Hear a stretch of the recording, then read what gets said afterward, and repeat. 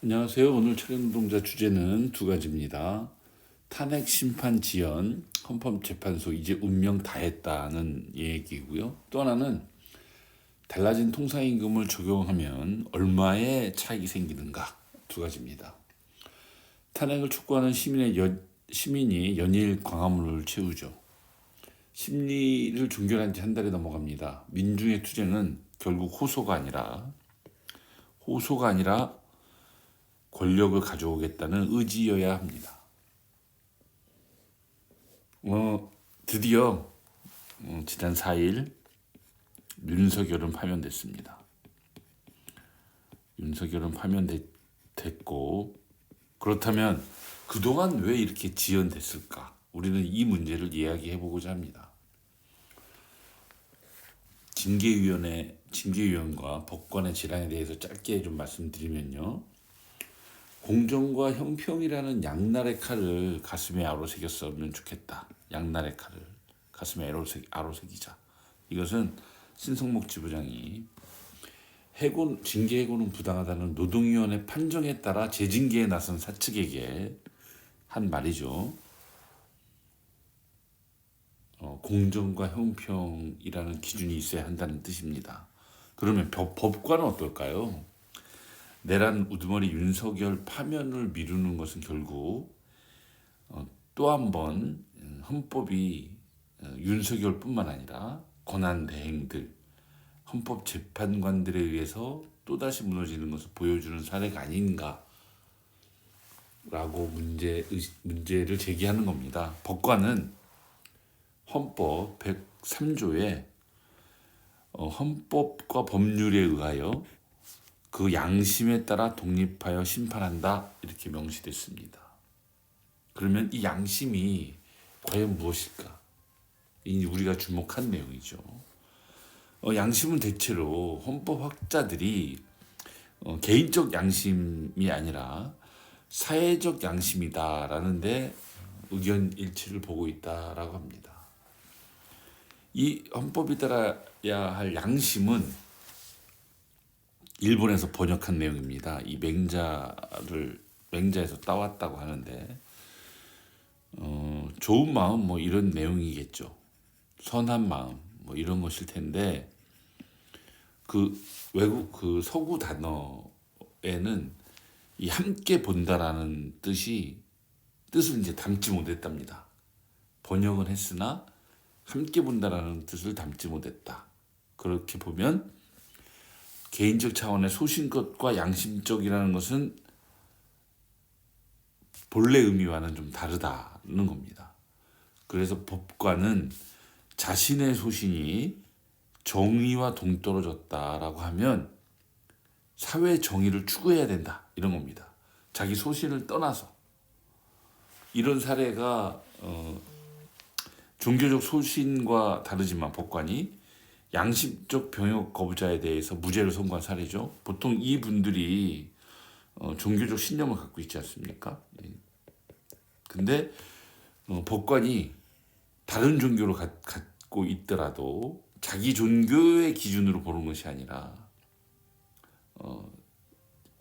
이 사회 정의에 맞게 개인적 그 양심적 병역 거부를 존중하는 개인의 권리, 개인의 기본권을 유지하는 이러한 판단을 내려야 한다는 뜻이죠. 그래서 이런 양심의 뜻을 아로새긴다면 내란 우두머리에 대한 판결을 미룰 이유는 하나도 없죠. 헌법을 위반했고 법률을 위반했다는 것이 너무 뻔히 눈에 보이기 때문에 그렇습니다. 그렇기 때문에 모든 권력에 대해서는 민중의 통제가 필수다, 이런 것이고요. 그런 의미에서 이번 윤석열 탄핵 심판 과정에서 이제는 헌법재판소의 운명도 거의 다 해가는 것 아니냐. 결국 대통령에 대한 탄핵은 대통령을 선출한 시민들에게 주어져야 한다, 이런 의미입니다. 두 번째는 통상임금 기준을 적용하면 어떻게 달라지느냐는 겁니다. 만두지부 임시총회에서 교섭 준비팀 동지들이 변호사 자문, 노동부 집침 등을 참고해가지고 계산했습니다. 그랬더니 좀 차이가 납니다. 논란이 거의 없는 통상임금 항목 대법 전원합의체에 의해서 작년 12월 19일 전원합의체에 의해서 판단된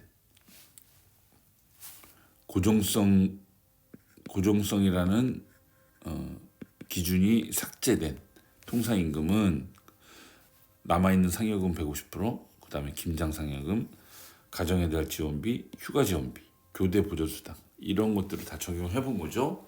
그랬더니 맞교대자는 시급 약 6,000원 정도가 인상됩니다. 이게 이만큼 인상된다는 거예요. 그러니까 휴일 근로를 하면 68이 48 곱하기 1.5 해서 72,000원 정도가 현재보다 추가로 인상됩니다.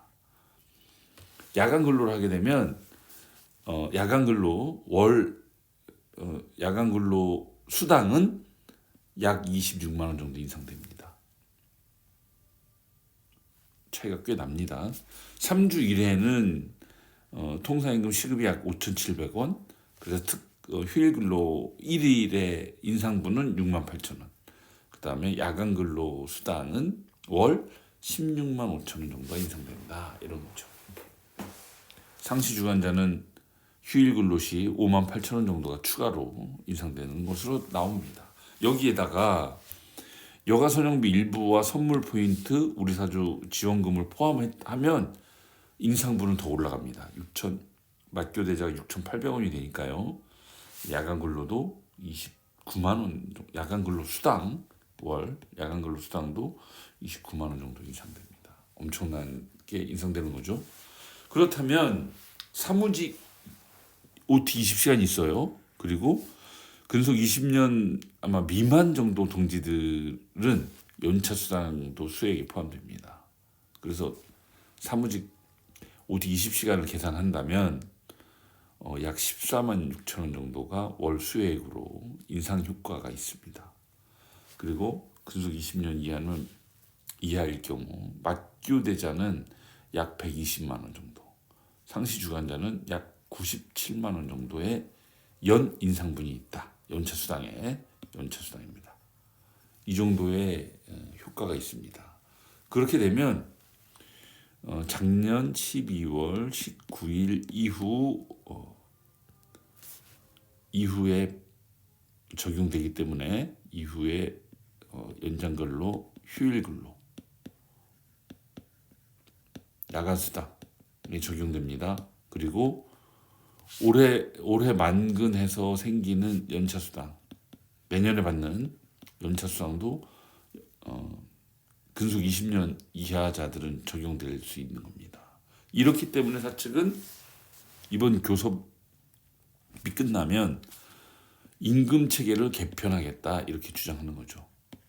임금 체계를 개편한다는 뜻은 쉽게 말해서 통상임금으로 포함되는 항목을 특별 성과급 이쪽으로 몰아서 통상임금의 항목에 포함되지 않도록 하겠다 이런 겁니다. 그러면 쉽게 상상해 보면 일반 성과급을 하고 그다음에 이익 성과급을 나눠서 임금 교섭 때 병행하자 이런 의미가 됩니다. 물론 이건 저희들이 주장이고 완벽하게 법적으로 인정된다고 얘기하기는 아직은 어렵습니다. 그렇기 때문에 우리는 사측의 반론을 기대합니다. 노사간 논쟁이야말로 통상임금은 어디까지냐, 통상임금 적용을 어떻게 해야 되느냐와 같은 진실을 향한 지름길을 열 수 있을 것이라고 봅니다. 이상입니다.